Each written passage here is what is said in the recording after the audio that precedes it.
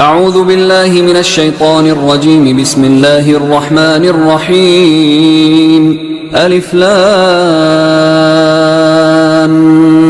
ميم.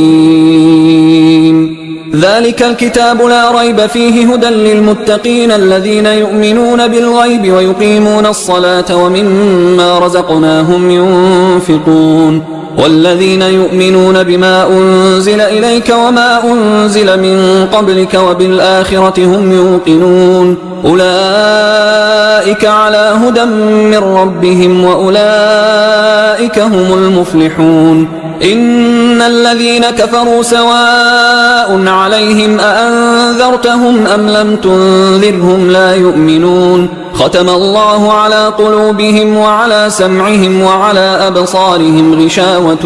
ولهم عذاب عظيم. ومن الناس من يقول آمنا بالله وباليوم الآخر وما هم بمؤمنين يخادعون الله والذين آمنوا وما يخدعون إلا أنفسهم وما يشعرون. في قلوبهم مرض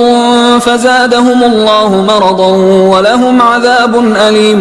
بما كانوا يكذبون. وإذا قيل لهم لا تفسدوا في الأرض قالوا إنما نحن مصلحون ألا إنهم هم المفسدون ولكن لا يشعرون. وإذا قيل لهم آمنوا كما آمن الناس قالوا أنؤمن كما آمن السفهاء ألا إنهم هم السفهاء ولكن لا يعلمون. وإذا لقوا الذين آمنوا قالوا آمنا وإذا خلوا إلى شياطينهم قالوا إنا معكم إنما نحن مستهزئون. الله يستهزئ بهم ويمدهم في طغيانهم يعمهون. أولئك الذين اشتروا الضلالة بالهدى فما ربحت تجارتهم وما كانوا مهتدين. مثلهم كمثل الذي استوقد نارا فلما أضاءت ما حوله ذهب الله بنورهم وتركهم في ظلمات لا يبصرون. صم بكم عمي فهم لا يرجعون. أو كصيب من السماء فيه ظلمات ورعد وبرق يجعلون أصابعهم في آذانهم من الصواعق حذر الموت والله محيط بالكافرين. يكاد البرق يخطف أبصارهم كلما أضاء لهم مشوا فيه وإذا أظلم عليهم قاموا ولو شاء الله لذهب بسمعهم وأبصارهم إن الله على كل شيء قدير. يا أيها الناس اعبدوا ربكم الذي خلقكم والذين من قبلكم لعلكم تتقون. الذي جعل لكم الأرض فراشا والسماء بناء وأنزل من السماء ماء فأخرج به من الثمرات رزقا لكم فلا تجعلوا لله أندادا وأنتم تعلمون. وإن كنتم في ريب مما نزلنا على عبدنا فأتوا بسورة من مثله وادعوا شهداءكم من دون الله إن كنتم صادقين. فإن لم تفعلوا ولن تفعلوا فاتقوا النار التي وقودها الناس والحجارة أعدت للكافرين. وبشر الذين آمنوا وعملوا الصالحات أن لهم جنات تجري من تحتها الأنهار كلما رزقوا منها من ثمرة رزقا قالوا هذا الذي رزقنا من قبل وأتوا به متشابها ولهم فيها أزواج مطهرة وهم فيها خالدون. إن الله لا يستحيي أن يضرب مثلا ما بعوضة فما فوقها فأما الذين آمنوا فيعلمون أنه الحق من ربهم، وأما الذين كفروا فيقولون ماذا أراد الله بهذا مثلا يضل به كثيرا ويهدي به كثيرا وما يضل به إلا الفاسقين الذين ينقضون عهد الله من بعد ميثاقه ويقطعون ما أمر الله به أن يوصل ويفسدون في الأرض أولئك هم الخاسرون. كيف تكفرون بالله وكنتم أمواتا فأحياكم ثم يميتكم ثم يحييكم ثم إليه ترجعون. هو الذي خلق لكم ما في الأرض جميعا ثم استوى إلى السماء فسواهن 7 سماوات وهو بكل شيء عليم. وإذ قال ربك للملائكة إني جاعل في الأرض خليفة قالوا أتجعل فيها من يفسد فيها ويسفك الدماء ونحن نسبح بحمدك ونقدس لك قال إني أعلم ما لا تعلمون. وعلم آدم الأسماء كلها ثم عرضهم على الملائكة فقال أنبئوني بأسماء هؤلاء إن كنتم صادقين. قالوا سبحانك لا علم لنا إلا ما علمتنا إنك أنت العليم الحكيم. قال يا آدم أنبئهم بأسمائهم فلما أنبأهم بأسمائهم قال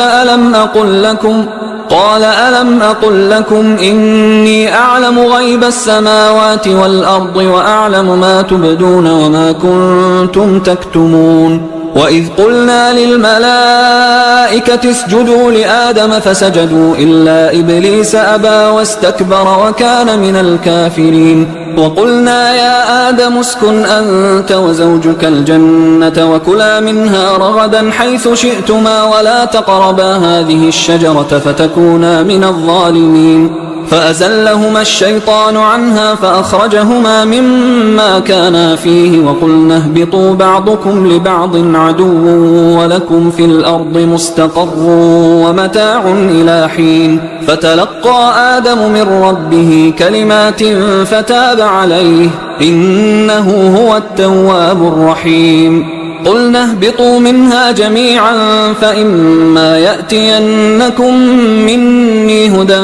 فمن تبع هداي فلا خوف عليهم ولا هم يحزنون. والذين كفروا وكذبوا بآياتنا أولئك أصحاب النار هم فيها خالدون. يا بني إسرائيل اذكروا نعمتي التي أنعمت عليكم وأوفوا بعهدي أوف بعهدكم وإياي فارهبون. وآمنوا بما أنزلت مصدقا لما معكم ولا تكونوا أول كافر به ولا تشتروا بآياتي ثمنا قليلا وإياي فاتقون. ولا تلبسوا الحق بالباطل وتكتموا الحق وأنتم تعلمون. وأقيموا الصلاة وآتوا الزكاة واركعوا مع الراكعين. أتأمرون الناس بالبر وتنسون أنفسكم وأنتم تتلون الكتاب أفلا تعقلون. واستعينوا بالصبر والصلاة وإنها لكبيرة إلا على الخاشعين الذين يظنون أنهم ملاقو ربهم وأنهم إليه راجعون. يا بني إسرائيل اذكروا نعمتي التي أنعمت عليكم وأني فضلتكم على العالمين. واتقوا يوما لا تجزي نفس عن نفس شيئا ولا يقبل منها شفاعة ولا يؤخذ منها عدل ولا هم ينصرون. وإذ نجيناكم من آل فرعون يسومونكم سوء العذاب يذبحون أبناءكم ويستحيون نساءكم وفي ذلكم بلاء من ربكم عظيم. وإذ فرقنا بكم البحر فأنجيناكم وأغرقنا آل فرعون وأنتم تنظرون وإذ واعدنا موسى 40 ليلة ثم اتخذتم العجل من بعده وأنتم ظالمون ثم عفونا عنكم من بعد ذلك لعلكم تشكرون وإذ آتينا موسى الكتاب والفرقان لعلكم تهتدون وإذ قال موسى لقومه يا قوم إنكم ظلمتم أنفسكم باتخاذكم العجل فتوبوا إلى بارئكم فاقتلوا أنفسكم ذلكم خير لكم عند بارئكم فتاب عليكم إنه هو التواب الرحيم وإذ قلتم يا موسى لن نؤمن لك حتى نرى الله جهرة فأخذتكم الصاعقة وأنتم تنظرون ثم بعثناكم من بعد موتكم لعلكم تشكرون وظللنا عليكم الغمام وأنزلنا عليكم المن والسلوى كلوا من طيبات ما رزقناكم وما ظلمونا ولكن كانوا أنفسهم يظلمون وإذ قلنا ادخلوا هذه القرية فكلوا منها حيث شئتم رغدا وادخلوا الباب سجدا وقولوا حطة نغفر لكم خطاياكم وسنزيد المحسنين فبدل الذين ظلموا قولا غير الذي قيل لهم فأنزلنا على الذين ظلموا رجزا من السماء بما كانوا يفسقون وإذ استسقى موسى لقومه فقلنا اضرب بعصاك الحجر فانفجرت منه 12 عينا قد علم كل أناس مشربهم كلوا واشربوا من رزق الله ولا تعثوا في الأرض مفسدين وإذ قلتم يا موسى لن نصبر على طعام واحد فادع لنا ربك يخرج لنا مما تنبت الأرض من بقلها وقثائها وفومها وعدسها وبصلها قال أتستبدلون الذي هو أدنى بالذي هو خير اهبطوا مصرا فإن لكم ما سألتم وضربت عليهم الذلة والمسكنة وباءوا بغضب من الله ذلك بأنهم كانوا يكفرون بآيات الله ويقتلون النبيين بغير الحق ذلك بما عصوا وكانوا يعتدون إن الذين آمنوا والذين هادوا والنصارى والصابئين من آمن بالله واليوم الآخر وعمل صالحا فلهم أجرهم عند ربهم ولا خوف عليهم ولا هم يحزنون وإذ أخذنا ميثاقكم ورفعنا فوقكم الطور خذوا ما آتيناكم بقوة واذكروا ما فيه لعلكم تتقون ثم توليتم من بعد ذلك فلولا فضل الله عليكم ورحمته لكنتم من الخاسرين ولقد علمتم الذين اعتدوا منكم في السبت فقلنا لهم كونوا قردة خاسئين فجعلناها نكالا لما بين يديها وما خلفها وموعظة للمتقين وإذ قال موسى لقومه إن الله يأمركم أن تذبحوا بقرة قالوا أتتخذنا هزوا قال أعوذ بالله أن أكون من الجاهلين قالوا ادع لنا ربك يبين لنا ما هي قال إنه يقول إنها بقرة لا فارض ولا بكر عوان بين ذلك فافعلوا ما تؤمرون قالوا ادع لنا ربك يبين لنا ما لونها قال إنه يقول إنها بقرة صفراء فاقع لونها تسر الناظرين قالوا ادع لنا ربك يبين لنا ما هي إن البقرة شابه علينا وإنا إن شاء الله لمهتدون قال إنه يقول إنها بقرة لا ذلول تثير الأرض ولا تسقي الحرث مسلمة لا شية فيها قالوا الآن جئت بالحق فذبحوها وما كادوا يفعلون وإذ قتلتم نفسا فادارأتم فيها والله مخرج ما كنتم تكتمون فقلنا اضربوه ببعضها كذلك يحيي الله الموتى ويريكم آياته لعلكم تعقلون ثم قست قلوبكم من بعد ذلك فهي كالحجارة أو أشد قسوة وإن من الحجارة لما يتفجر منه الأنهار وإن منها لما يشقق فيخرج منه الماء وإن منها لما يهبط من خشية الله وما الله بغافل عما تعملون أفتطمعون أن يؤمنوا لكم وقد كان فريق منهم يسمعون كلام الله ثم يحرفونه من بعد ما عقلوه وهم يعلمون وإذا لقوا الذين آمنوا قالوا آمنا وإذا خلا بعضهم إلى بعض قالوا أتحدثونهم بما فتح الله عليكم ليحاجوكم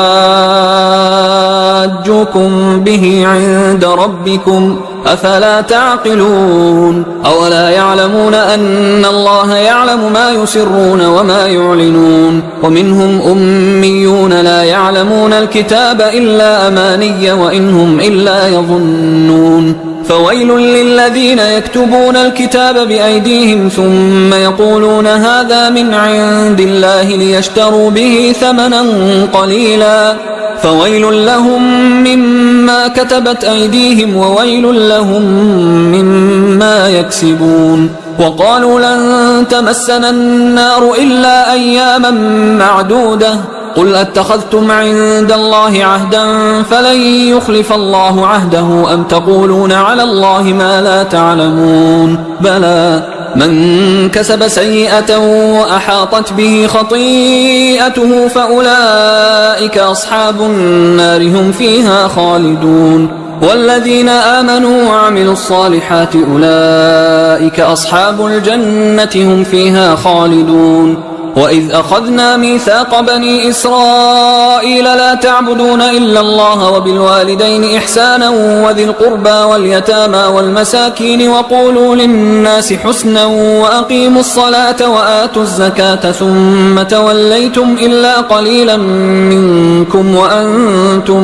معرضون وإذ أخذنا ميثاقكم لا تسفكون دماءكم ولا تخرجون أنفسكم من دياركم ثم أقررتم وأنتم تشهدون ثم أنتم هؤلاء تقتلون أنفسكم وتخرجون فريقا منكم من ديارهم تظاهرون عليهم بالإثم والعدوان وإن يأتوكم أسارى تفادوهم وهو محرم عليكم إخراجهم أفتؤمنون ببعض الكتاب وتكفرون ببعض فما جزاء من يفعل ذلك منكم إلا خزي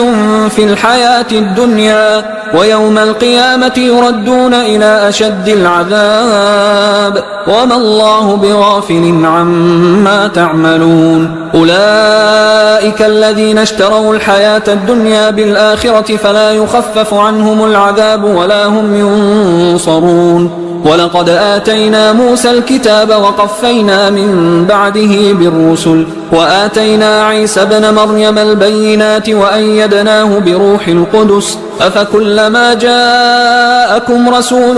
بما لا تهوى أنفسكم استكبرتم ففريقا كذبتم وفريقا تقتلون وقالوا قلوبنا غلف بل لعنهم الله بكفرهم فقليلا ما يؤمنون ولما جاءهم كتاب من عند الله مصدق لما معهم وكانوا من قبل يستفتحون على الذين كفروا فلما جاءهم ما عرفوا كفروا به فلعنة الله على الكافرين بئس ما اشتروا به أنفسهم أن يكفروا بما أنزل الله بغيا أن ينزل الله من فضله على من يشاء من عباده فباءوا بغضب على غضب وللكافرين عذاب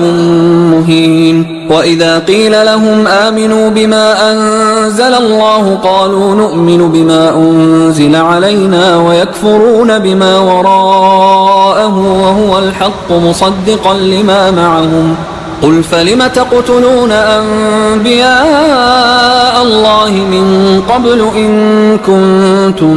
مؤمنين ولقد جاءكم موسى بالبينات ثم اتخذتم العجل من بعده وأنتم ظالمون وإذ أخذنا ميثاقكم ورفعنا فوقكم الطور خذوا ما آتيناكم بقوة واسمعوا قالوا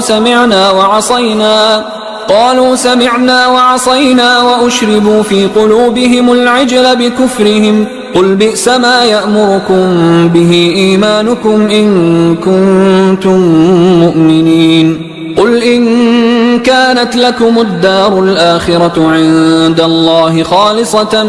من دون الناس فتمنوا الموت إن كنتم صادقين ولن يتمنوه أبدا بما قدمت أيديهم والله عليم بالظالمين ولتجدنهم أحرص الناس على حياة ومن الذين أشركوا يود أحدهم لو يعمر 1000 سنة وما هو بمزحزحه من العذاب أن يعمر والله بصير بما يعملون قل من كان عدوا لجبريل فإنه نزله على قلبك بإذن الله مصدقا لما بين يديه وهدى وبشرى للمؤمنين من كان عدوا لله وملائكته ورسله وجبريل وميكال فإن الله عدو للكافرين ولقد أنزلنا إليك آيات بينات وما يكفر بها إلا الفاسقون أوكلما عاهدوا عهدا نبذه فريق منهم بل أكثرهم لا يؤمنون ولما جاءهم رسول من عند الله مصدق لما معهم نبذ فريق من الذين أوتوا الكتاب كتاب الله وراء ظهورهم كأنهم لا يعلمون واتبعوا ما تتلو الشياطين على ملك سليمان وما كفر سليمان ولكن الشياطين كفروا يعلمون الناس السحر وما أنزل على الملكين ببابل هاروت وماروت وما يعلمان من أحد حتى يقولا إنما نحن فتنة فلا تكفر فيتعلمون منهما ما يفرقون به بين المرء وزوجه وما هم بضارين به من أحد إلا بإذن الله ويتعلمون ما يضرهم ولا ينفعهم ولقد علموا لمن اشتراه ما له في الآخرة من خلاق ولبئس ما شروا به أنفسهم لو كانوا يعلمون ولو أنهم آمنوا واتقوا لمثوبة من عند الله خير لو كانوا يعلمون يا أيها الذين آمنوا لا تقولوا راعنا وقولوا انظرنا واسمعوا وللكافرين عذاب أليم ما يود الذين كفروا من أهل الكتاب ولا المشركين أن ينزل عليكم من خير من ربكم والله يختص برحمته من يشاء والله ذو الفضل العظيم ما ننسخ من آية أو ننسها نأت بخير منها أو مثلها ألم تعلم أن الله على كل شيء قدير ألم تعلم أن الله له ملك السماوات والأرض وما لكم من دون الله من ولي ولا نصير أم تريدون أن تسألوا رسولكم كما سئل موسى من قبل ومن يتبدل الكفر بالإيمان فقد ضل سواء السبيل ود كثير من أهل الكتاب لو يردونكم من بعد إيمانكم كفارا حسدا من عند أنفسهم من بعد ما تبين لهم الحق فاعفوا واصفحوا حتى يأتي الله بأمره إن الله على كل شيء قدير وأقيموا الصلاة وآتوا الزكاة وما تقدموا لأنفسكم من خير تجدوه عند الله إن الله بما تعملون بصير وقالوا لن يدخل الجنة إلا من كان هودا أو نصارى تلك أمانيهم قل هاتوا برهانكم إن كنتم صادقين بلى من أسلم وجهه لله وهو محسن فله أجره عند ربه ولا خوف عليهم ولا هم يحزنون وقالت اليهود ليست النصارى على شيء وقالت النصارى ليست اليهود على شيء وهم يتلون الكتاب كذلك قال الذين لا يعلمون مثل قولهم فالله يحكم بينهم يوم القيامة فيما كانوا فيه يختلفون ومن أظلم ممن منع مساجد الله أن يذكر فيها اسمه وسعى في خرابها أولئك ما كان لهم أن يدخلوها إلا خائفين لهم في الدنيا خزي ولهم في الآخرة عذاب عظيم ولله المشرق والمغرب فأينما تولوا فثم وجه الله إن الله واسع عليم وقالوا اتخذ الله ولدا سبحانه بل له ما في السماوات والأرض كل له قانتون بديع السماوات والأرض وإذا قضى أمرا فإنما يقول له كن فيكون وقال الذين لا يعلمون لولا يكلمنا الله أو تأتينا آية كذلك قال الذين من قبلهم مثل قولهم تشابهت قلوبهم قد بينا الآيات لقوم يوقنون إنا أرسلناك بالحق بشيرا ونذيرا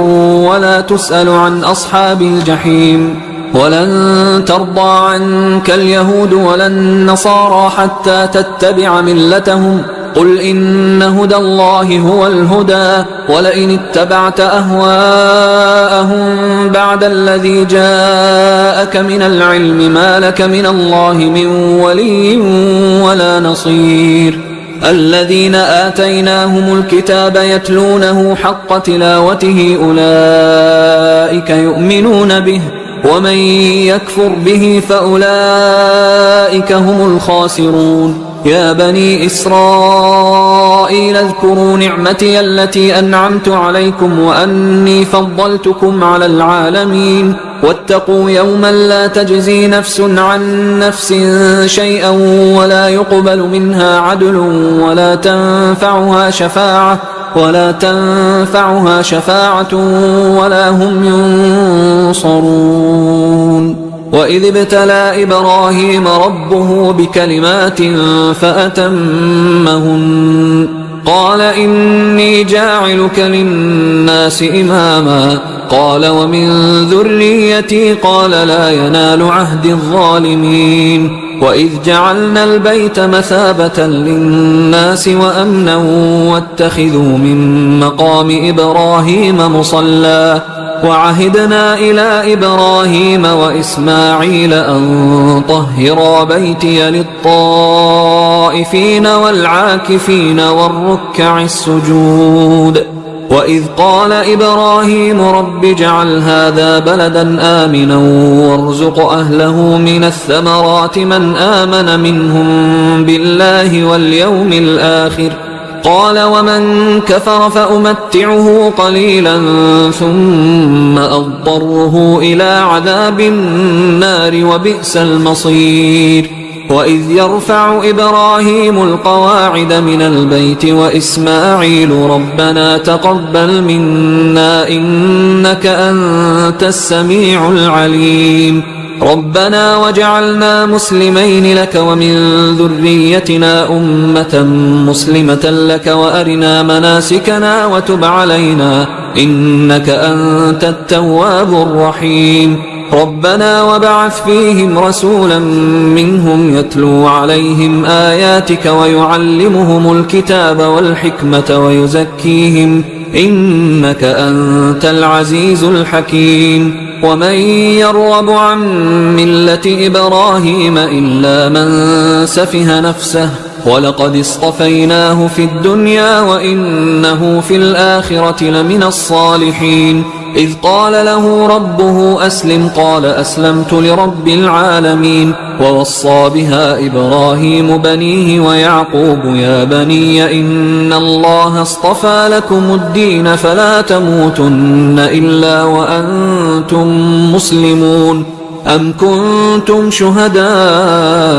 إذ حضر يعقوب الموت إذ قال لبنيه ما تعبدون من بعدي قالوا نعبد إلهك وإله آبائك إبراهيم وإسماعيل وإسحاق إلها واحدا ونحن له مسلمون تلك أمة قد خلت لها ما كسبت ولكم ما كسبتم ولا تسألون عما كانوا يعملون وقالوا كونوا هودا أو نصارى تهتدوا قل بل ملة إبراهيم حنيفا وما كان من المشركين قولوا آمنا بالله وما أنزل إلينا وما أنزل إلى إبراهيم وإسماعيل وإسحاق ويعقوب والأسباط وما أوتي موسى وعيسى وما أوتي النبيون من ربهم لا نفرق بين أحد منهم ونحن له مسلمون فإن آمنوا بمثل ما آمنتم به فقد اهتدوا وإن تولوا فإنما هم في شقاق فسيكفيكهم الله وهو السميع العليم صبغة الله ومن أحسن من الله صبغة ونحن له عابدون قل أتحاجوننا في الله وهو ربنا وربكم ولنا أعمالنا ولكم أعمالكم ونحن له مخلصون أم تقولون إن إبراهيم وإسماعيل وإسحاق ويعقوب والأسباط كانوا هودا أو نصارى قل أأنتم أعلم أم الله ومن أظلم ممن كتم شهادة عنده من الله وما الله بغافل عما تعملون تلك أمة قد خلت لها ما كسبت ولكم ما كسبتم ولا تسألون عما كانوا يعملون سيقول السفهاء من الناس ما ولاهم عن قبلتهم التي كانوا عليها قل لله المشرق والمغرب يهدي من يشاء إلى صراط مستقيم وكذلك جعلناكم أمة وسطا لتكونوا شهداء على الناس ويكون الرسول عليكم شهيدا وما جعلنا القبلة التي كنت عليها إلا لنعلم من يتبع الرسول ممن ينقلب على عقبيه وإن كانت لكبيرة إلا على الذين هدى الله وما كان الله ليضيع إيمانكم إن الله بالناس لرؤوف رحيم قد نرى تقلب وجهك في السماء فلنولينك قبلة ترضاها فول وجهك شطر المسجد الحرام وحيث ما كنتم فولوا وجوهكم شطره وإن الذين أوتوا الكتاب ليعلمون أنه الحق من ربهم وما الله بغافل عما يعملون ولئن أتيت الذين أوتوا الكتاب بكل آية ما تبعوا قبلتك وما أنت بتابع قبلتهم وما بعضهم بتابع قبلة بعض ولئن اتبعت أهواءهم من بعد ما جاءك من العلم إنك إذا لمن الظالمين الذين آتيناهم الكتاب يعرفونه كما يعرفون يعرفون أبناءهم وإن فريقا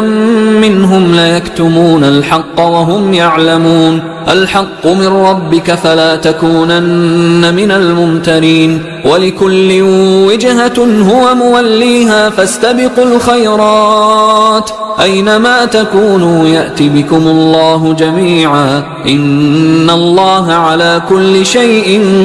قدير. ومن حيث خرجت فول وجهك شطر المسجد الحرام وإنه للحق من ربك وما الله بغافل عما تعملون. ومن حيث خرجت فول وجهك شطر المسجد الحرام وحيث ما كنتم فولوا وجوهكم شطره لئلا يكون للناس عليكم حجة إلا الذين ظلموا منهم فلا تخشوهم واخشوني ولأتم نعمتي عليكم ولعلكم تهتدون. كما أرسلنا فيكم رسولا منكم يتلو عليكم آياتنا ويزكيكم ويعلمكم الكتاب والحكمة ويعلمكم ما لم تكونوا تعلمون. فاذكروني أذكركم واشكروا لي ولا تكفرون. يا أيها الذين آمنوا استعينوا بالصبر والصلاة إن الله مع الصابرين. ولا تقولوا لمن يقتل في سبيل الله أموات بل أحياء ولكن لا تشعرون. ولنبلونكم بشيء من الخوف والجوع ونقص من الأموال والأنفس والثمرات وبشر الصابرين الذين إذا أصابتهم مصيبة قالوا إنا لله وإنا إليه راجعون. أولئك عليهم صلوات من ربهم ورحمة وأولئك هم المهتدون. إن الصفا والمروة من شعائر الله فمن حج البيت أو اعتمر فلا جناح عليه أن يطوف بهما ومن تطوع خيرا فإن الله شاكر عليم. إن الذين يكتمون ما أنزلنا من البينات والهدى من بعد ما بيناه للناس في الكتاب أولئك يلعنهم الله ويلعنهم اللاعنون إلا الذين تابوا وأصلحوا وبينوا فأولئك أتوب عليهم وأنا التواب الرحيم. إن الذين كفروا وماتوا وهم كفار أولئك عليهم لعنة الله والملائكة والناس أجمعين خالدين فيها لا يخفف عنهم العذاب ولا هم ينظرون. وإلهكم إله واحد لا إله إلا هو الرحمن الرحيم. إن في خلق السماوات والأرض واختلاف الليل والنهار والفلك التي تجري في البحر بما ينفع الناس وما أنزل الله من السماء من ماء فأحيا به الأرض بعد موتها وبث فيها من كل دابة وتصريف الرياح والسحاب المسخر بين السماء والأرض لآيات لقوم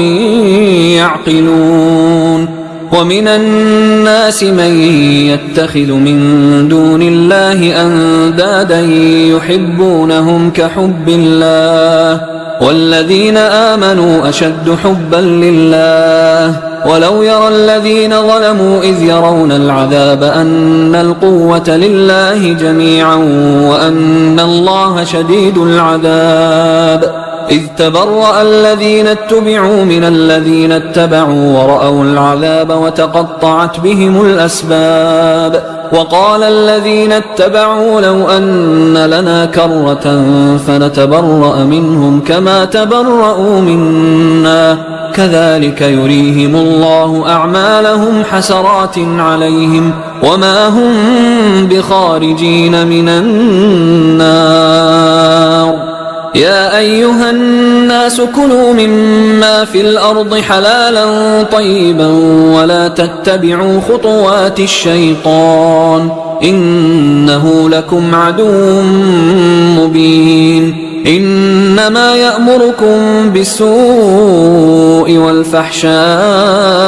وأن تقولوا على الله ما لا تعلمون. وإذا قيل لهم اتبعوا ما أنزل الله قالوا بل نتبع ما ألفينا عليه آباءنا أولو كان آباؤهم لا يعقلون شيئا ولا يهتدون. ومثل الذين كفروا كمثل الذي ينعق بما لا يسمع إلا دعاء ونداء صم بكم عمي فهم لا يعقلون. يا أيها الذين آمنوا كلوا من طيبات ما رزقناكم واشكروا لله إن كنتم إياه تعبدون. إنما حرم عليكم الميتة والدم ولحم الخنزير وما أهل به لغير الله فمن اضطر غير باغ ولا عاد فلا إثم عليه إن الله غفور رحيم. إن الذين يكتمون ما أنزل الله من الكتاب ويشترون به ثمنا قليلا أولئك ما يأكلون في بطونهم إلا النار ولا يكلمهم الله يوم القيامة ولا يزكيهم ولهم عذاب أليم. أولئك الذين اشتروا الضلالة بالهدى والعذاب بالمغفرة فما أصبرهم على النار ذلك بأن الله نزل الكتاب بالحق وإن الذين اختلفوا في الكتاب لفي شقاق بعيد. ليس البر أن تولوا وجوهكم قبل المشرق والمغرب ولكن البر من آمن بالله واليوم الآخر والملائكة والكتاب والنبيين وآتى المال على حبه ذوي القربى واليتامى والمساكين وابن السبيل والسائلين وفي الرقاب وأقام الصلاة وآتى الزكاة والموفون بعهدهم إذا عاهدوا والصابرين في البأساء والضراء وحين البأس أولئك الذين صدقوا وأولئك هم المتقون. يا أيها الذين آمنوا كتب عليكم القصاص في القتلى الحر بالحر والعبد بالعبد والأنثى بالأنثى فمن عفي له من أخيه شيء فاتباع بالمعروف وأداء إليه بإحسان ذلك تخفيف من ربكم ورحمة فمن اعتدى بعد ذلك فله عذاب أليم. ولكم في القصاص حياة يا أولي الألباب لعلكم تتقون. كتب عليكم إذا حضر أحدكم الموت إن ترك خيرا الوصية للوالدين والأقربين بالمعروف حقا على المتقين فمن بدله بعدما سمعه فإنما إثمه على الذين يبدلونه إن الله سميع عليم. فمن خاف من موص جنفا أو إثما فأصلح بينهم فلا إثم عليه إن الله غفور رحيم. يا أيها الذين آمنوا كتب عليكم الصيام كما كتب على الذين من قبلكم لعلكم تتقون أياما معدودات فمن كان منكم مريضا أو على سفر فعدة من أيام أخر وعلى الذين يطيقونه فدية طعام مسكين فمن تطوع خيرا فهو خير له وأن تصوموا خير لكم إن كنتم تعلمون شهر رمضان الذي أنزل فيه القرآن هدى للناس وبينات من الهدى والفرقان فمن شهد منكم الشهر فليصم ومن كان مريضا أو على سفر فعدة من أيام أخر يريد الله بكم اليسر ولا يريد بكم العسر ولتكملوا العدة ولتكبروا الله على ما هداكم ولعلكم تشكرون وإذا سألك عبادي عني فإني قريب أجيب دعوة الداعي إذا دعان فليستجيبوا لي وليؤمنوا بي لعلهم يرشدون أحل لكم ليلة الصيام الرفث إلى نسائكم هن لباس لكم وأنتم لباس لهن علم الله أنكم كنتم تختانون أنفسكم فتاب عليكم وعفى عنكم فالآن باشروهن وابتغوا ما كتب الله لكم وكلوا واشربوا حتى يتبين لكم الخيط الأبيض من الخيط الأسود من الفجر ثم أتموا الصيام إلى الليل ولا تباشروهن وأنتم عاكفون في المساجد تلك حدود الله فلا تقربوها كذلك يبين الله آياته للناس لعلهم يتقون ولا تأكلوا أموالكم بينكم بالباطل وتدلوا بها إلى الحكام لتأكلوا فريقا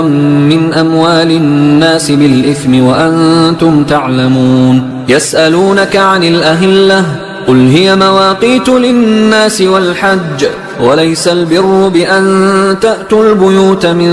ظهورها ولكن البر من اتقى وأتوا البيوت من أبوابها واتقوا الله لعلكم تفلحون وقاتلوا في سبيل الله الذين يقاتلونكم ولا تعتدوا إن الله لا يحب المعتدين وقتلوهم حيث ثقفتموهم وأخرجوهم من حيث أخرجوكم والفتنة أشد من القتل ولا تقاتلوهم عند المسجد الحرام حتى يقاتلوكم فيه فإن قاتلوكم فاقتلوهم كذلك جزاء الكافرين فإن انتهوا فإن الله غفور رحيم وقاتلوهم حتى لا تكون فتنة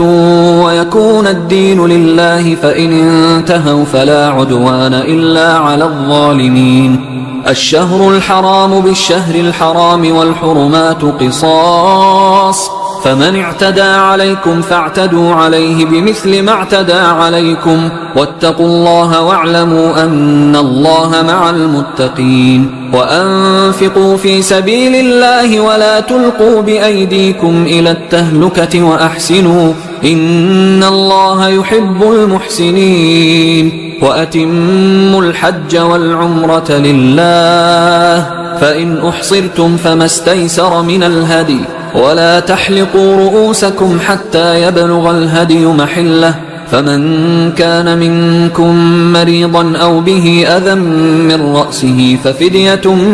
من صيام أو صدقة أو نسك فإذا أمنتم فمن تمتع بالعمرة إلى الحج فما استيسر من الهدي فمن لم يجد فصيام 3 أيام في الحج و7 إذا رجعتم تلك 10 كاملة ذلك لمن لم يكن أهله حاضر المسجد الحرام واتقوا الله واعلموا أن الله شديد العقاب الحج أشهر معلومات فمن فرض فيهن الحج فلا رفث ولا فسوق ولا جدال في الحج وما تفعلوا من خير يعلمه الله وتزودوا فإن خير الزاد التقوى واتقون يا أولي الألباب ليس عليكم جناح أن تبتغوا فضلا من ربكم فإذا أفضتم من عرفات فاذكروا الله عند المشعر الحرام واذكروه كما هداكم وإن كنتم من قبله لمن الضالين ثم أفيضوا من حيث أفاض الناس واستغفروا الله إن الله غفور رحيم فإذا قضيتم مناسككم فاذكروا الله كذكركم آباءكم أو أشد ذكرا فمن الناس من يقول ربنا آتنا في الدنيا وما له في الآخرة من خلاق ومنهم من يقول ربنا آتنا في الدنيا حسنة وفي الآخرة حسنة وقنا عذاب النار أولئك لهم نصيب مما كسبوا والله سريع الحساب واذكروا الله في أيام معدودات فمن تعجل في يومين فلا إثم عليه ومن تأخر فلا إثم عليه لمن اتقى واتقوا الله واعلموا أنكم إليه تحشرون ومن الناس من يعجبك قوله في الحياة الدنيا ويشهد الله على ما في قلبه وهو ألد الخصام وإذا تولى سعى في الأرض ليفسد فيها ويهلك الحرث والنسل والله لا يحب الفساد وإذا قيل له اتق الله أخذته العزة بالإثم فحسبه جهنم ولبئس المهاد ومن الناس من يشري نفسه ابتغاء مرضات الله والله رؤوف بالعباد يا أيها الذين آمنوا ادخلوا في السلم كافة ولا تتبعوا خطوات الشيطان إنه لكم عدو مبين فإن زللتم من بعد ما جاءتكم البينات فاعلموا أن الله عزيز حكيم هل ينظرون إلا أن يأتيهم الله في ظلل من الغمام والملائكة وقضي الأمر وإلى الله ترجع الأمور سل بني إسرائيل كم آتيناهم من آية بينة ومن يبدل نعمة الله من بعد ما جاءته فإن الله شديد العقاب زين للذين كفروا الحياة الدنيا ويسخرون من الذين آمنوا والذين اتقوا فوقهم يوم القيامة والله يرزق من يشاء بغير حساب كان الناس أمة واحدة فبعث الله النبيين مبشرين ومنذرين وأنزل معهم الكتاب بالحق ليحكم بين الناس فيما اختلفوا فيه وما اختلف فيه إلا الذين أوتوه من بعد ما جاءتهم البينات بغيا بينهم فهدى الله الذين آمنوا لما اختلفوا فيه من الحق بإذنه والله يهدي من يشاء إلى صراط مستقيم أم حسبتم أن تدخلوا الجنة ولما يأتكم مثل الذين خلوا من قبلكم مستهم البأساء والضراء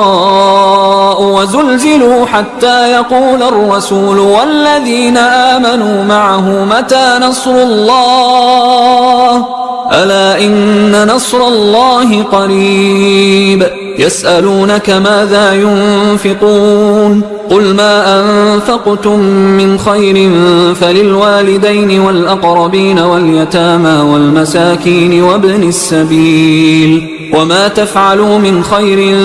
فإن الله به عليم كتب عليكم القتال وهو كره لكم وعسى أن تكرهوا شيئا وهو خير لكم وعسى أن تحبوا شيئا وهو شر لكم والله يعلم وأنتم لا تعلمون يسألونك عن الشهر الحرام قتال فيه قل قتال فيه كبير وصد عن سبيل الله وكفر به والمسجد الحرام وإخراج أهله منه أكبر عند الله والفتنة أكبر من القتل ولا يزالون يقاتلونكم حتى يردوكم عن دينكم إن استطاعوا ومن يرتدد منكم عن دينه فيمت وهو كافر فأولئك حبطت أعمالهم في الدنيا والآخرة وأولئك أصحاب النار هم فيها خالدون إن الذين آمنوا والذين هاجروا وجاهدوا في سبيل الله أولئك يرجون رحمة الله والله غفور رحيم يسألونك عن الخمر والميسر قل فيهما إثم كبير ومنافع للناس وإثمهما أكبر من نفعهما ويسألونك ماذا ينفقون قل العفو كذلك يبين الله لكم الآيات لعلكم تتفكرون في الدنيا والآخرة ويسألونك عن اليتامى قل إصلاح لهم خير وإن تخالطوهم فإخوانكم والله يعلم المفسد من المصلح ولو شاء الله لأعنتكم إن الله عزيز حكيم ولا تنكحوا المشركات حتى يؤمن ولأمة مؤمنة خير من مشركة ولو أعجبتكم ولا تنكحوا المشركين حتى يؤمنوا ولعبد مؤمن خير من مشرك ولو أعجبكم أولئك يدعون إلى النار والله يدعو إلى الجنة والمغفرة بإذنه ويبين آياته للناس لعلهم يتذكرون ويسألونك عن المحيض قل هو أذى فاعتزلوا النساء في المحيض ولا تقربوهن حتى يطهرن فإذا تطهرن فأتوهن من حيث أمركم الله إن الله يحب التوابين ويحب المتطهرين نساؤكم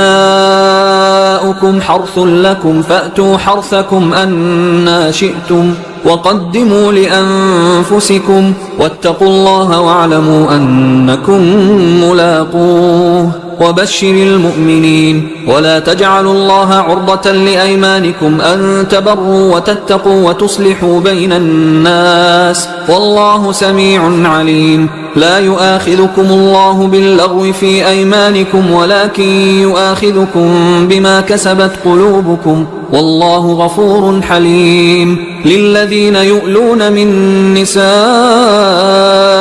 تربص 4 أشهر فإن فاءوا فإن الله غفور رحيم وإن عزموا الطلاق فإن الله سميع عليم والمطلقات يتربصن بأنفسهن 3 قروء ولا يحل لهن أن يكتمن ما خلق الله في أرحامهن إن كن يؤمن بالله واليوم الآخر وبعولتهن أحق بردهن في ذلك إن أرادوا إصلاحا ولهن مثل الذي عليهن بالمعروف وللرجال عليهن درجة والله عزيز حكيم الطلاق 2 فإمساك بمعروف أو تسريح بإحسان ولا يحل لكم أن تأخذوا مما آتيتموهن شيئا إلا أن يخافا ألا يقيما حدود الله فإن خفتم ألا يقيما حدود الله فلا جناح عليهما فيما افتدت به تلك حدود الله فلا تعتدوها ومن يتعد حدود الله فأولئك هم الظالمون فإن طلقها فلا تحل له من بعد حتى تنكح زوجا غيره فإن طلقها فلا جناح عليهما أن يتراجعا إن ظنا أن يقيما حدود الله، وتلك حدود الله يبينها لقوم يعلمون. وإذا طلقتم النساء فبلغن أجلهن فأمسكوهن بمعروف أو سرحوهن بمعروف، ولا تمسكوهن ضرارا لتعتدوا، ومن يفعل ذلك فقد ظلم نفسه. ولا تتخذوا آيات الله هزوا، واذكروا نعمة الله عليكم وما أنزل عليكم من الكتاب والحكمة يعظكم به، واتقوا الله واعلموا أن الله بكل شيء عليم. وإذا طلقتم النساء فبلغن أجلهن فلا تعضلوهن أن ينكحن أزواجهن إذا تراضوا بينهم بالمعروف، ذلك يوعظ به من كان منكم يؤمن بالله واليوم الآخر، ذلكم أزكى لكم وأطهر، والله يعلم وأنتم لا تعلمون. والوالدات يرضعن أولادهن حولين كاملين لمن أراد أن يتم الرضاعة، وعلى المولود له رزقهن وكسوتهن بالمعروف، لا تكلف نفس إلا وسعها، لا تضار والدة بولدها ولا مولود له بولده، وعلى الوارث مثل ذلك، فإن أرادا فصالا عن تراض منهما وتشاور فلا جناح عليهما. وإن أردتم أن تسترضعوا أولادكم فلا جناح عليكم إذا سلمتم ما آتيتم بالمعروف، واتقوا الله واعلموا أن الله بما تعملون بصير. والذين يتوفون منكم ويذرون أزواجا يتربصن بأنفسهن 4 أشهر و10، فإذا بلغن أجلهن فلا جناح عليكم فيما فعلن في أنفسهن بالمعروف، والله بما تعملون خبير. ولا جناح عليكم فيما عرضتم به من خطبة النساء أو أكننتم في أنفسكم، علم الله أنكم ستذكرونهن ولكن لا تواعدوهن سرا إلا أن تقولوا قولا معروفا، ولا تعزموا عقدة النكاح حتى يبلغ الكتاب أجله، واعلموا أن الله يعلم ما في أنفسكم فاحذروه، واعلموا أن الله غفور حليم. لا جناح عليكم إن طلقتم النساء ما لم تمسوهن أو تفرضوا لهن فريضة، ومتعوهن على الموسع قدره وعلى المقتر قدره متاعا بالمعروف حقا على المحسنين. وإن طلقتموهن من قبل أن تمسوهن وقد فرضتم لهن فريضة فنصف ما فرضتم إلا أن يعفون أو يعفو الذي بيده عقدة النكاح، وأن تعفوا أقرب للتقوى، ولا تنسوا الفضل بينكم، إن الله بما تعملون بصير. حافظوا على الصلوات والصلاة الوسطى وقوموا لله قانتين، فإن خفتم فرجالا أو ركبانا، فإذا أمنتم فاذكروا الله كما علمكم ما لم تكونوا تعلمون. والذين يتوفون منكم ويذرون أزواجا وصية لأزواجهم متاعا إلى الحول غير إخراج، فإن خرجن فلا جناح عليكم فيما فعلن في أنفسهن من معروف، والله عزيز حكيم. وللمطلقات متاع بالمعروف حقا على المتقين، كذلك يبين الله لكم آياته لعلكم تعقلون. ألم تر إلى الذين خرجوا من ديارهم وهم ألوف حذر الموت فقال لهم الله موتوا ثم أحياهم، إن الله لذو فضل على الناس ولكن أكثر الناس لا يشكرون. وقاتلوا في سبيل الله واعلموا أن الله سميع عليم. من ذا الذي يقرض الله قرضا حسنا فيضاعفه له أضعافا كثيرة والله يقبض ويبسط وإليه ترجعون. ألم تر إلى الملأ من بني إسرائيل من بعد موسى إذ قالوا لنبي له مبعث لنا ملكا نقاتل في سبيل الله قال هل عسيتم إن كتب عليكم القتال ألا تقاتلوا قالوا وما لنا ألا نقاتل في سبيل الله وقد أخرجنا من ديارنا وأبنائنا فلما كتب عليهم القتال تولوا إلا قليلا منهم والله عليم بالظالمين. وقال لهم نبيهم إن الله قد بعث لكم طالوت ملكا قالوا أنى يكون له الملك علينا ونحن أحق بالملك منه ولم يؤت سعة من المال قال إن الله اصطفاه عليكم وزاده بسطة في العلم والجسم والله يؤتي ملكه من يشاء والله واسع عليم. وقال لهم نبيهم إن آية ملكه أن يأتيكم التابوت فيه سكينة من ربكم وبقية مما ترك آل موسى وآل هارون تحمله الملائكة إن في ذلك لآية لكم إن كنتم مؤمنين. فلما فصل طالوت بالجنود قال إن الله مبتليكم بنهر فمن شرب منه فليس مني ومن لم يطعمه فإنه مني إلا من اغترف غرفة بيده فشربوا منه إلا قليلا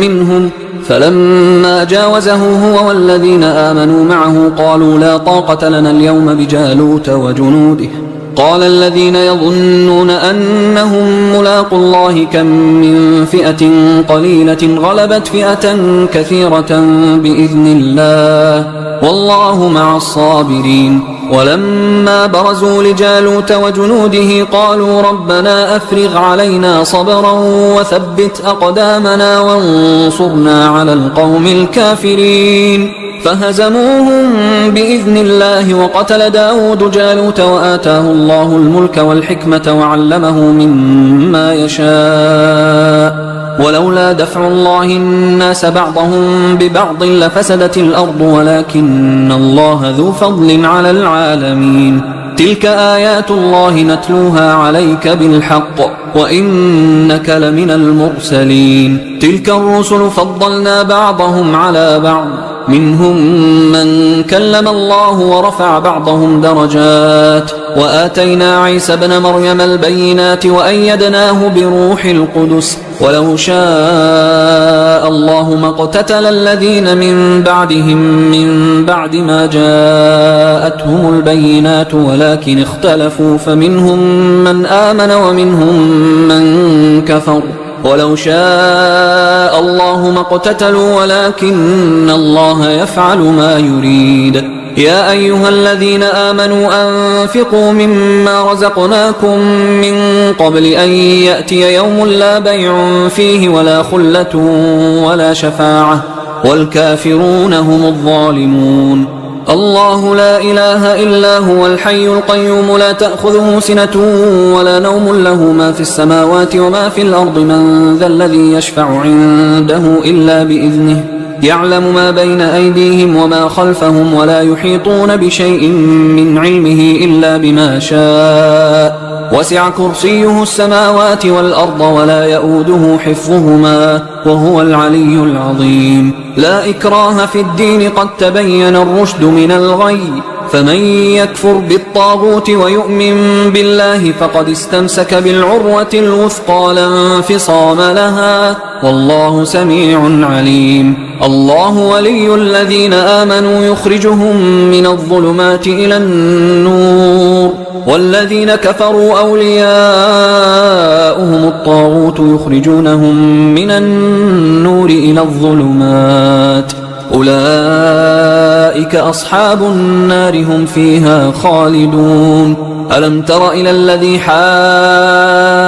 حاج إبراهيم في ربه أن آتاه الله الملك إذ قال إبراهيم ربي الذي يحيي ويميت قال أنا أحيي وأميت قال إبراهيم فإن الله يأتي بالشمس من المشرق فأت بها من المغرب فبهت الذي كفر والله لا يهدي القوم الظالمين أو كالذي مر على قرية وهي خاوية على عروشها قال أنى يحيي هذه الله بعد موتها فأماته الله 100 عام ثم بعثه قال كم لبثت قال لبثت يوما أو بعض يوم قال بل لبثت 100 عام فانظر إلى طعامك وشرابك لم يتسنه وانظر إلى حمارك ولنجعلك آية للناس وانظر إلى العظام كيف ننشزها ثم نكسوها لحما فلما تبين له قال أعلم أن الله على كل شيء قدير وإذ قال إبراهيم رب أرني كيف تحيي الموتى قال أولم تؤمن قال بلى ولكن ليطمئن قلبي قال فخذ 4 من الطير فصرهن إليك ثم اجعل على كل جبل منهن جزءا ثم ادعهن يأتينك سعيا واعلم أن الله عزيز حكيم مثل الذين ينفقون أموالهم في سبيل الله كمثل حبة أنبتت 7 سنابل في كل سنبلة 100 حبة والله يضاعف لمن يشاء والله واسع عليم الذين ينفقون أموالهم في سبيل الله ثم لا يتبعون ما أنفقوا منا ولا أذى لهم أجرهم عند ربهم ولا خوف عليهم ولا هم يحزنون قول معروف ومغفرة خير من صدقة يتبعها أذى والله غني حليم يا أيها الذين آمنوا لا تبطلوا صدقاتكم بالمن والأذى كالذي ينفق ماله رئاء الناس ولا يؤمن بالله واليوم الآخر فمثله كمثل صفوان عليه تراب فأصابه وابل فتركه صلدا لا يقدرون على شيء مما كسبوا والله لا يهدي القوم الكافرين ومثل الذين ينفقون أموالهم ابتغاء مرضات الله وتثبيتا من أنفسهم كمثل جنة بربوة أصابها وابل فآتت أكلها ضعفين فإن لم يصبها وابل فطل والله بما تعملون بصير أيود أحدكم أن تكون له جنة من نخيل وأعناب تجري من تحتها الأنهار له فيها من كل الثمرات وأصابه الكبر وله ذرية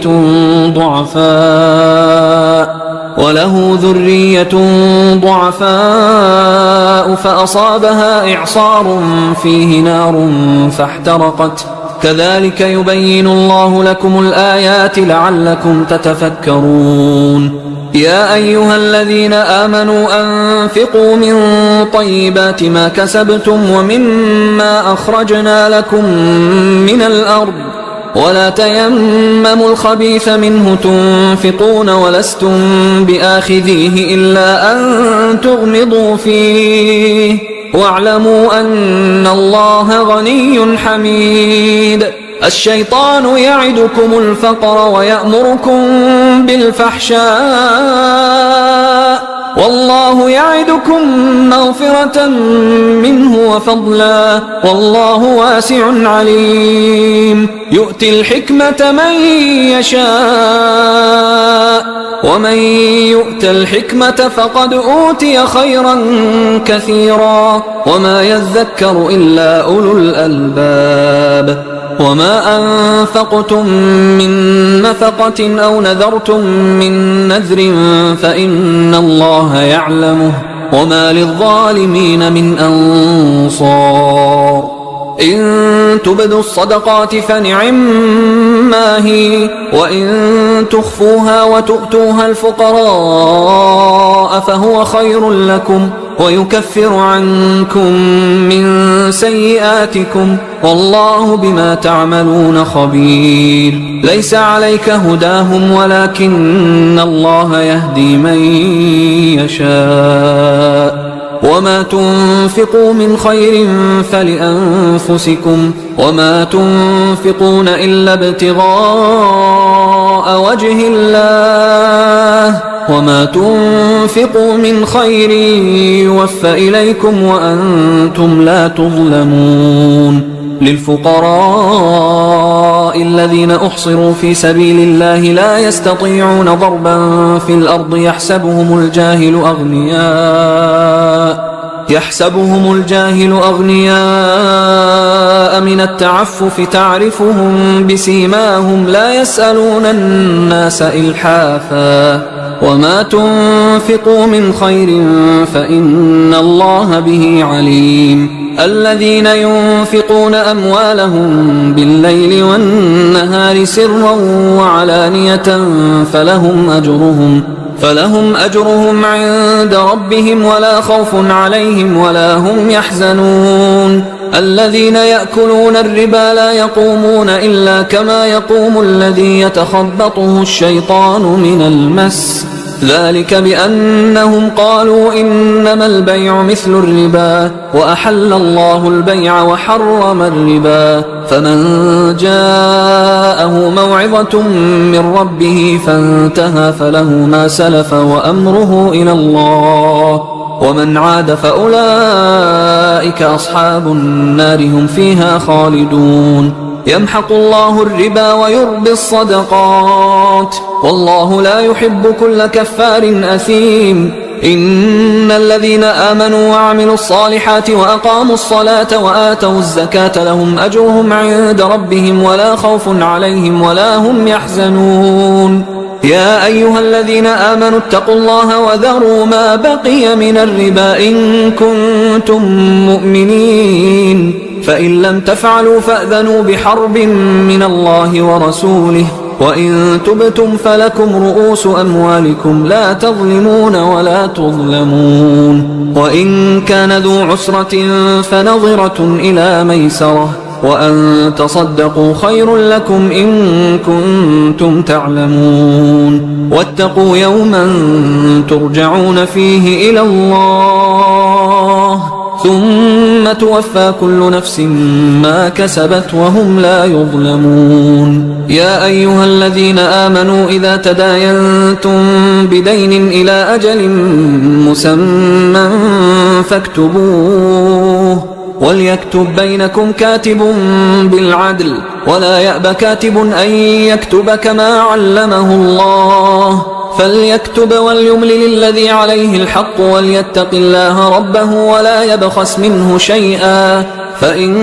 كان الذي عليه الحق سفيها أو ضعيفا أو لا يستطيع أن يمله فليملل وليه بالعدل واستشهدوا شهيدين من رجالكم فإن لم يكونا رجلين فرجل وامرأتان ممن ترضون من الشهداء أن تضل إحداهما فتذكر إحداهما الأخرى ولا يأبى الشهداء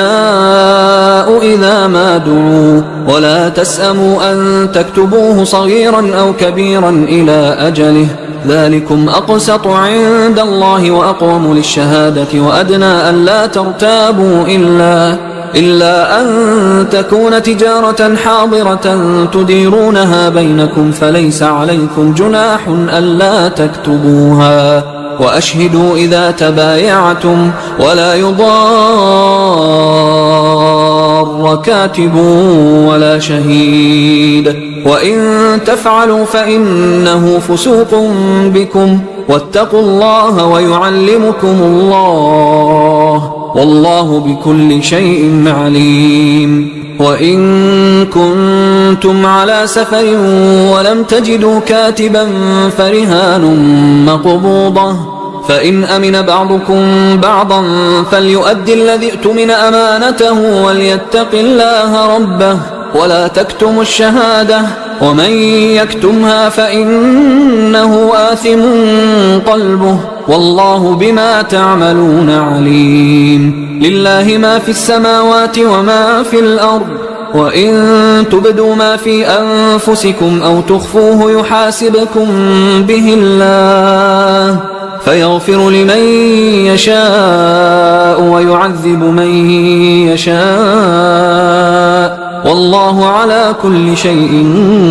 قدير. آمن الرسول بما أنزل إليه من ربه والمؤمنون كل آمن بالله وملائكته وكتبه ورسله لا نفرق بين أحد من رسله وقالوا سمعنا وأطعنا غفرانك ربنا وإليك المصير. لا يكلف الله نفسا إلا وسعها لها ما كسبت وعليها ما اكتسبت ربنا لا تؤاخذنا إن نسينا أو أخطأنا ربنا ولا تحمل علينا إصرا كما حملته على الذين من قبلنا ربنا ولا تحملنا ما لا طاقة لنا به واعف عنا واغفر لنا وارحمنا أنت مولانا فانصرنا على القوم الكافرين. حصريا على قارئ القرآن